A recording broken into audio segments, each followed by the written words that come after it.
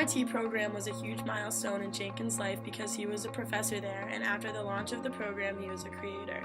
Jenkins was the sole creator of the Media Studies program at MIT in hopes of helping strengthen the knowledge of students to things they may not have thought about before. My job for the next 15 minutes is to be your tour guide through the history of motion pictures, focusing on the history of the audience, the experience of exhibition, and how film has connected with other art forms. The Media Studies program provides students the ability to study in depth about media and to train the next generation of leaders in the industry, government, and education. Jenkins is recognized as a leading thinker in the effort to redefine the role of journalism in the digital age, so it is to no surprise that he would want to create such a program that will help open up people's eyes to the new digital and media-obsessed age we're all living in today. Following the launch of the program at MIT, Jenkins had one more trick up his sleeve to share with the people. He then launched the Center for Future Civic Media at MIT.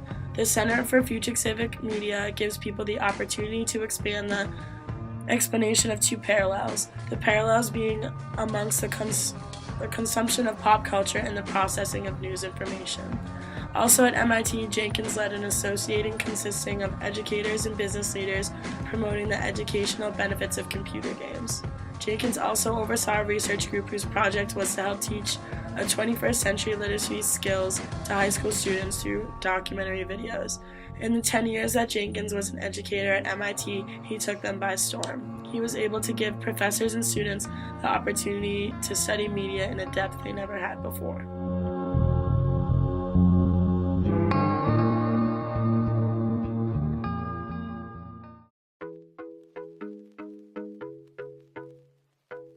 Now on to Jenkins' most famous books. One of his most famous books is Textual Poachers.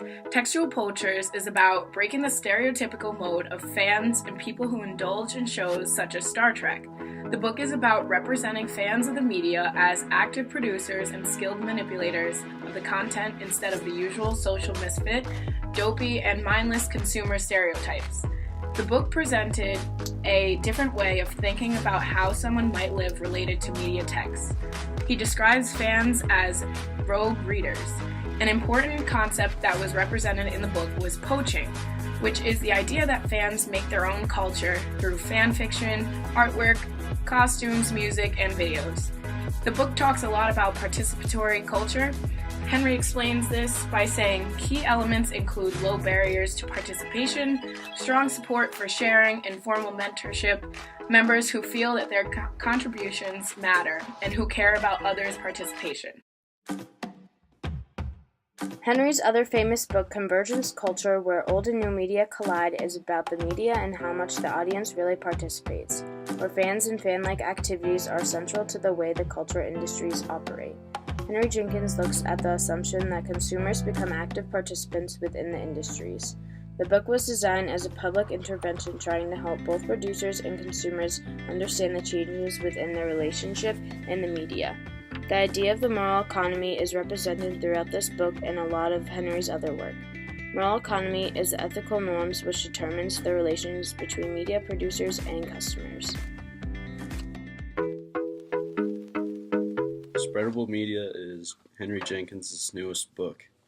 It is concerned with ideas and media forms getting transformed and reworked. Ideas change and expand much faster in this fast-paced culture with various networks. The ideas that seem to last in the media are ones that can be changed and evolved most easily. Media crazes become popular when everyone can do their own version and create their own content based on this. Jenkins said, "Media that doesn't spread is dead." And this means that if media cannot be easily spread to all kinds of ways, it won't last very long.